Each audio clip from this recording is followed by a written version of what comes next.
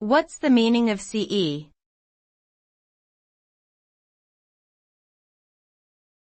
CE.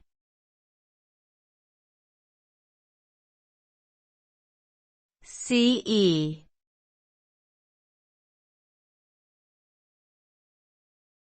CE.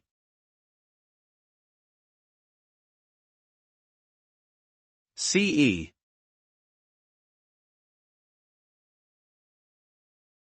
CE can have multiple meanings depending on the context in which it is used. One common meaning of CE is Common Era, which refers to the period of time after the birth of Jesus Christ. This is a non-religious alternative to using AD, Anno Domini, which means in the year of our Lord. The use of CE is meant to be more inclusive and respectful of other cultures and religions.